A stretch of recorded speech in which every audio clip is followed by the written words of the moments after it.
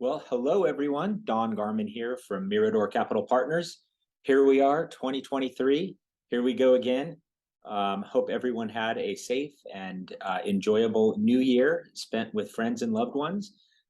As I promised I would do, I wanted to get 2023 started off quickly with some thoughts about the January month that we're headed into, and I think what might be more stormy seas ahead for the bit of time here at the beginning of this year.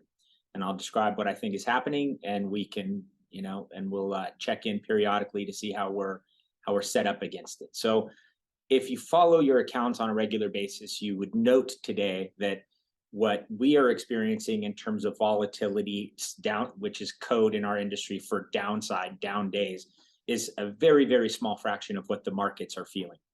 And what's happening now, and there's many cliches and sayings that we could apply, but one of the sayings that you hear in this business over a long time is they come after the generals last. And so Apple, being the largest stock in the market, or at least it was, is considered the highest quality company on the planet, and certainly one of the elite, well managed products that has become uh, present, omnipresent in all of our lives, or most of our lives.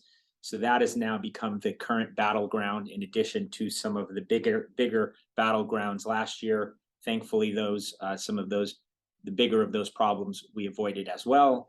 The point is, nothing about our style going into 2023 requires radical alteration, because we went into this year feeling like this could be yet another period of indigestion and storm, in capital markets.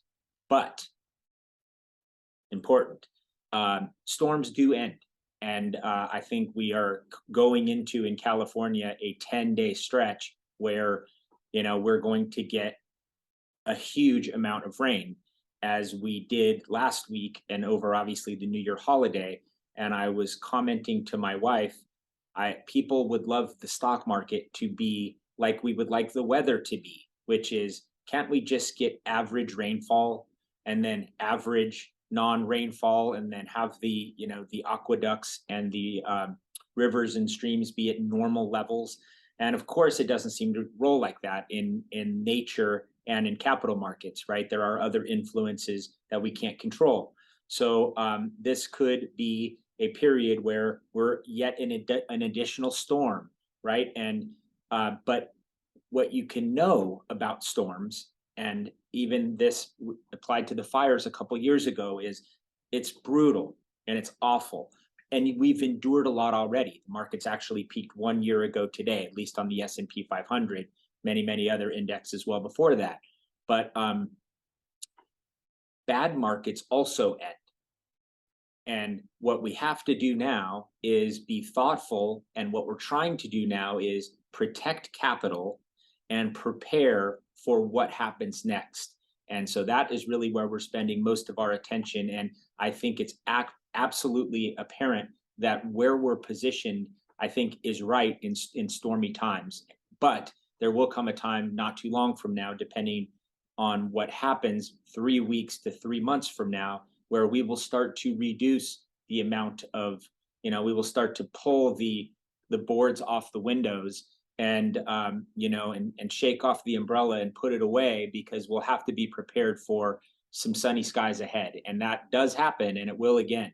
So it is why we are, never buying completely into the euphoria of the great times. And we will also not buy into the complete and abject despair that a lot of people are now feeling is the only case that we should be preparing for. Neither side is actually ever totally accurate. And so the point of this over the long term is to ride this thing somewhat in the middle of the teeter-totter and try to keep the volatility down while we're in these transition periods, as we are in now. So regardless, hopefully you take some solace and some comfort in the fact that we are not in the middle of the mess today.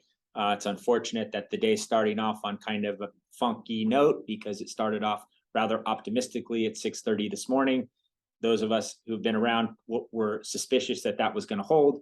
And so anyway, we hold our cards. We live to fight another day. I was encouraged and actually pleasantly surprised many of you that don't even watch these very often. Watch the one in December where we introduced some of the team.